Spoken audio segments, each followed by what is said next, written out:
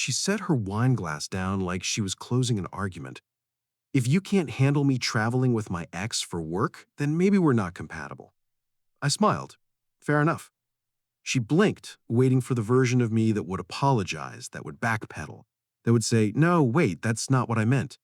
I didn't give her that version. I picked my fork back up and finished my risotto like she just told me the specials were good tonight.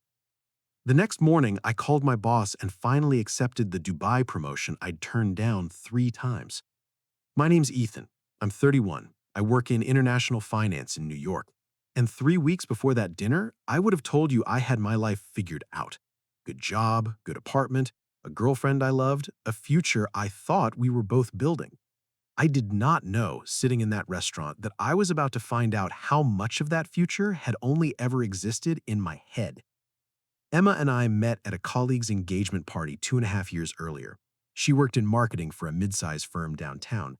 Sharp and funny, and the kind of ambitious that I found genuinely attractive instead of intimidating. We built something that felt solid. I met her parents in Connecticut. She kept a drawer at my place. When Dubai came up the first time, a lateral move with a vice president title and a 40% raise, I turned it down without much of a fight, because leaving felt like a worse trade than staying. I turned it down again 6 months later, and again after that. Each time my boss Richard asked me the same dry question, "You sure about this?" And each time I said some version of, "Yes, I'm building something here, thanks." What changed wasn't the job offer, it was Emma's job.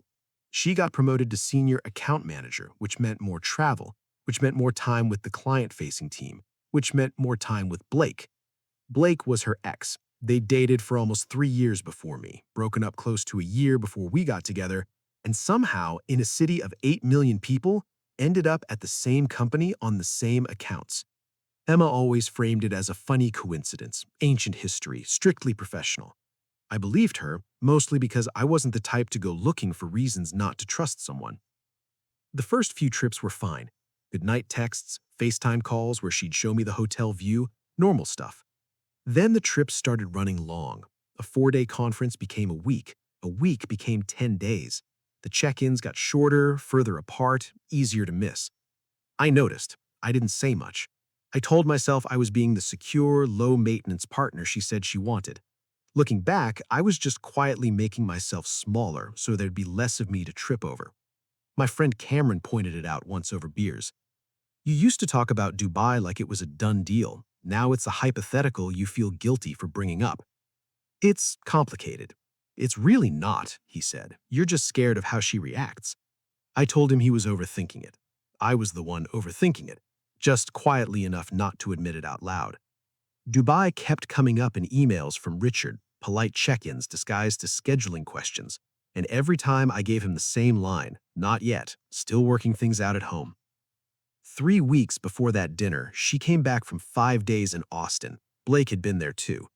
I'd been trying to bring up Dubai, this time with a real deadline attached, for most of that week, and she kept waving it off, said she was too jet-lagged to think about anything that big. So we were at our usual Italian place in the village, and I finally just said it. "I need to talk to you about something. The Dubai position, they need an answer by the end of the month. I already told you I can't move." She didn't even look up from the menu. "I know, which is why I've turned it down 3 times already. But it's VP, a real raise, real experience. I just want us to actually talk about it instead of you shutting it down every time. Not everything is about money, Ethan. I'm not saying it is.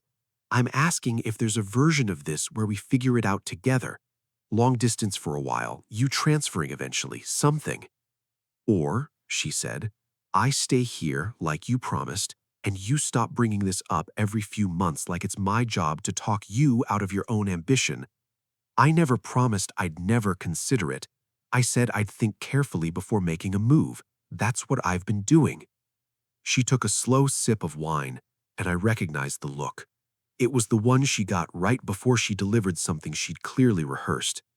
"Since we're on the subject, I've got another trip coming. 2 weeks in Seattle. Big client pitch. Blake's going." "Okay." "And before you say anything." I wasn't going to say anything. Good. Because I need you to hear this. She leaned in. If you can't handle me traveling with my ex for work, then maybe we're not compatible. These trips are non-negotiable. I need a partner who trusts me enough to not make this into something every single time. The restaurant noise sort of dropped out for a second. Not dramatically. Nobody in real life gets a movie moment. Just a small, clean silence, where I actually looked at her instead of just listening. She had just told me, flatly, that a work trip with her ex was less negotiable than a conversation about my career. She'd used the word trust like a hammer, and she was doing it while somehow making me feel like the unreasonable one for wanting 5 minutes about my own future. I smiled. A real one, not a performance. Fair enough. That's it? Fair enough? Yeah. I picked my fork back up. If we're not compatible, we're not compatible. Thanks for being honest. She spent the rest of dinner trying to walk it back, saying she didn't mean it like that, and I nodded along and let her talk and didn't argue with a single word of it. I paid the check, walked her home, kissed her on the cheek at her door, and went back to my apartment and didn't sleep much. At 7 the next morning, I called Richard. It's about Dubai. When do you need me there? There was a pause, then a laugh. You've turned this down 3 times. Should I ask what changed? Probably not, if you still want me on that plane. Fair enough. Welcome to the club. We'll need you in 2 weeks for the transition. I hung up and sat there for a minute with my coffee going cold, feeling something I hadn't expected, which was relief. Not triumph, relief, like I'd been holding a held breath for months without noticing. The next 10 days I spent in a blur of visas, movers, apartment listings, and a landlord who wanted 45 days' notice I didn't have time to give. Emma noticed I was distracted and chalked it up to work stress, and I let her because I genuinely didn't know how to have the conversation yet, or maybe I just didn't want to give her the chance to talk me out of it. We still had dinner twice that week, normal enough on the surface. I was already gone in every way that mattered. She found the boxes on a Tuesday. I was wrapping glasses in newspaper when she let herself in with her key. What is all this? I'm moving. Moving where? Dubai. I leave in 4 days. I watched her face run through about 5 expressions before it landed on panic. You what? Ethan, we need to talk about this. We did talk about it. You told me if I couldn't handle your career choices, we weren't compatible. So I made a career choice of my own. That's not... I didn't mean you should just leave the country. You were pretty clear about your priorities. Blake, the travel, the trips being non-negotiable. Fine, my career's non-negotiable too. So that's it? You're just ending us? I set the newspaper down. You ended it at dinner. I just noticed. She started crying, and for about 30 seconds it worked on me the way it always had. Some old reflex to fix things, smooth it over, make her feel better. Then she said, I love you, we can figure this out. And something in her voice made me ask the question I'd been avoiding for 3 weeks. Did something happen with Blake in Austin? The silence went on a beat too long. That was the whole answer, really. Everything after it was just confirmation. It was one time. We were drunk. It didn't mean anything. I felt terrible about it every single day. I didn't yell. I didn't throw anything, didn't call her names, didn't even feel the rage I would have expected. Mostly what I felt was a strange, quiet clarity, like a fog I'd been standing in for months had just lifted enough to see the shape of the room. I need you to leave, I said. Emma, please let me explain. Emma, get out of my apartment. She left crying. I went back to wrapping glasses, hands steady in a way that surprised me. The next 3 days, she called 40-some times, sent long, apologetic texts, told a mutual friend she'd quit her job and follow me to Dubai if that's what it took. I didn't respond to any of it. My sister said I should at least hear her out. Maybe, but I'd spent months ignoring a version of myself that already knew, and I wasn't in a hurry to go back to that guy. She tracked down my flight, my own fault, sloppy Instagram story, and called while I was in the lounge with a whiskey that cost more than that Italian dinner. I'm at the gate area, she said. Please, 5 minutes. There's nothing left to say. She made a mistake. I want to fix it. You made a choice, I said, and now I'm making mine. I hung up, blocked her everywhere, and boarded. That's the version of the story most people would stop at. Guy gets betrayed, guy leaves, guy wins. For a while, I believed that was the whole shape of it too. Then something happened 3 weeks into Dubai that rearranged everything I thought I understood about that dinner. But first, Dubai humbled me a little, which I think is worth saying honestly. The apartment was nice, high floor, marina view, the kind of place that photographs well and feels enormous and silent at 11 at night. The job was not immediately nice. 9 days in, I mispriced a currency hedge in a client meeting and watched two senior partners exchange a look that said, quietly, let's see if the New York hire can actually hold his own out here. Nobody said it out loud. Nobody had to. I stayed late that night rebuilding the model from scratch, and again the next 2 nights until the numbers held up under every question my new boss, a clipped Emirati named Yusuf, could throw at them. He didn't offer praise easily. The closest I got was him nodding once and saying, better, do that again and I'll stop watching you so closely. I took it as a compliment because from him it was. I lay awake more than one of those nights, wondering if I'd blown up a real relationship over a principle nobody but me particularly cared about. Jet lag has a way of making 3 a.m. feel like the only honest hour of the day. I got better at the job because I put in the hours, not because Dubai handed me anything. By week 3, I'd fixed the account I'd nearly lost, my new boss had stopped double-checking my numbers, and I'd started sleeping through the night again. There were still rough nights in that apartment. The marina view is beautiful, but it doesn't say anything back to you. I'd catch myself reaching for my phone at odd hours, half expecting a notification that wasn't coming anymore, from a person who wasn't in my life anymore. That took longer to fade than the jet lag did. That was around when Sarah called. Sarah was a mutual friend, closer to Emma than to me, and I almost didn't get up. I'm not calling to guilt trip you, she said first, which is usually a sign that's exactly what's about to happen. I just think you should know some things came out. I'm not sure I need to know anything else. You might want this one. She hesitated. Before that dinner, the one where she gave you the whole maybe we're not compatible line, she talks to Priya about it, her friend from the gym. Priya kind of talked her into it. I told her I didn't need the play-by-play of Emma's friend group, and I meant it, mostly. But Sarah kept going anyway, the way people do when they've been sitting on something. Priya told her you'd turned down Dubai 3 times because of her, said, and I'm quoting Priya here, he isn't going anywhere, told her to call your bluff, said if you thought it was her or nothing, you'd cave, the way you always had. I sat with that for longer than I expected to. She planned it? I don't know if planned is the right word, but it wasn't spontaneous. She really believed you'd choose her again. She always had.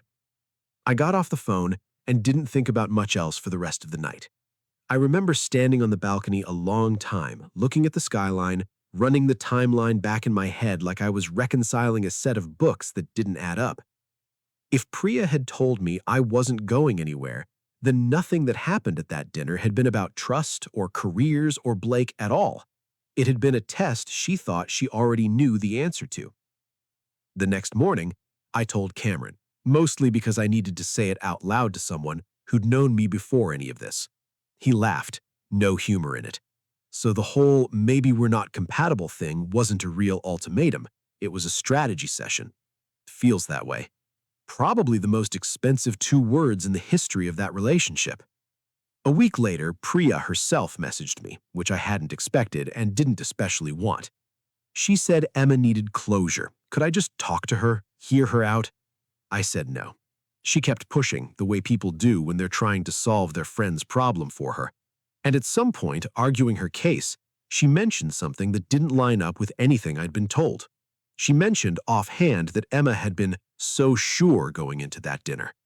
I asked sure of what exactly? There was a pause I recognized, the same kind Emma gave me over Austin. Forget I said that, Priya wrote. I didn't forget it. I asked again, plainly, what she meant. Nothing dramatic, just a direct question sitting there, unanswered for 2 days. until Priya, apparently out of guilt, sent me screenshots instead of an explanation. The messages were a few days before that dinner. Emma telling Priya she was going to bring up the ultimatum, that she'd basically decided to frame Dubai as a loyalty test. Priya's reply was almost exactly what Sarah had described. "He's turned it down 3 times because of you. He isn't going anywhere. Call his bluff." Then, after the dinner, I said it. And he just smiled and said, "Fair enough." What does that mean? I don't know. I sat with my phone in my lap for a long time after reading that. It wasn't the confirmation of the affair that hit hardest. I'd already made peace with that.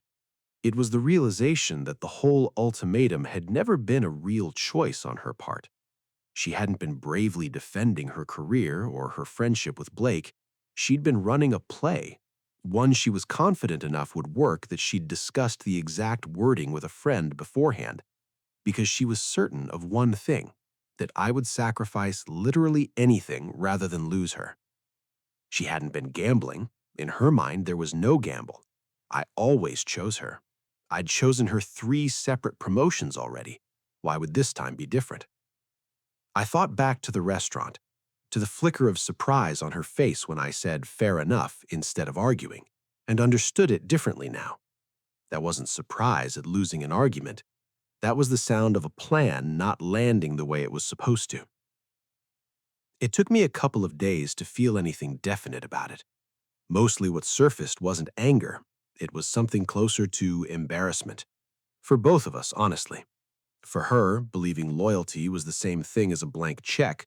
For me, for 2 years of quietly trimming my own ambitions down to a size that wouldn't inconvenience anyone, and calling that love. 2 days after the screenshots, Emma called from a number I didn't recognize. I almost let it go to voicemail out of habit, then answered anyway, mostly out of curiosity about what number she'd borrowed to get past the block. "Please don't hang up," she said. I need to say something." "Okay." "I didn't think you'd actually leave." Her voice was smaller than I remembered it. None of the certainty from that dinner left in it. "Not really. Not for good." "Why not?" There was a pause long enough that I could hear the traffic behind her, somewhere in the city I used to live in. "Because you'd already chosen me 3 times." "I chose you 3 times, Emma. That didn't mean I'd keep choosing against myself forever." She didn't have a response ready for that, which told me something on its own. She'd rehearsed the apology, not the part where I didn't fold. So she filled the silence, the way people do when they're nervous, and talking becomes easier than listening. "Priya said you'd cool off. She said once I realized I was serious, you'd drop Dubai again, like every other time." "I know," I said. A beat. "What do you mean, you know?" I let that sit there for a second before I answered. "I've seen the messages, Emma. All of them. The ones before dinner and the ones after." The silence that followed was different from every other one in this story. Not guilty, not tearful, just the sound of someone realizing in real time that the last piece of leverage she thought she still had was gone, because I'd known the whole shape of her plan before she'd even asked me not to hang up. "I have to go," I said, and I meant it kindly, which surprised me. "Take care of yourself." I never called Priya back, never reached out to Emma again after that. There wasn't anything left to negotiate. You can't argue someone out of having already shown you who they are twice. I heard through Sarah, weeks later, that things hadn't gone the way Emma expected on the Blake front either. She'd apparently tried to make Austin into something more than it was, floated the idea of giving things a real shot now that I was out of the picture. Blake, according to Sarah, had been blunt about it. "I never said I wanted to get back together with you." Whatever safety net Emma thought she had waiting on that side had never existed either. 2 forms of security, both imaginary. That's not something I take satisfaction in exactly. It just confirmed something I was already starting to understand. She hadn't been choosing between 2 men. She'd been betting on a version of the future where she never actually had to choose anything at all. 6 months into the Middle East role, Yusuf called me into his office. Apparently, I stopped watching you closely enough, he said, dry as ever. Now they want you watching everyone else. That was as close as he'd ever come to a compliment. And it was how I found out there was a real conversation happening about me running the regional division inside 18 months. That would have been unthinkable a year earlier, back when I was a guy who kept turning down VP titles because he was scared of inconveniencing a relationship that had already stopped protecting him back. I've been on a handful of dates here, nothing serious. There's a woman on my floor, works in compliance, teases me relentlessly about my accent and my inability to order coffee correctly in 3 different languages. Nothing's happened there beyond good conversation and an easy kind of laughing I hadn't done in a long time. I'm not chasing a replacement. Mostly, I'm just enjoying being a person who isn't constantly managing someone else's comfort at the expense of his own. I still think about that dinner sometimes, usually at 3 in the morning when the time difference wakes me up for no reason. For a long time, I told myself the story was simple. She chose her ex over me. I found out. I left. It's more complicated than that. And honestly, sadder. She never thought she was choosing anything. She thought she already had me locked in, the way she'd had me locked in for 2 years of quiet compromises I never noticed I was making. She wasn't wrong that I'd always chosen her before. She was wrong about why. I hadn't been staying because I lacked options. I'd been staying because I mistook patience for the whole relationship. Somewhere along the way, I forgot those were 2 different things. Fair enough turned out to be the truest thing I said that whole night.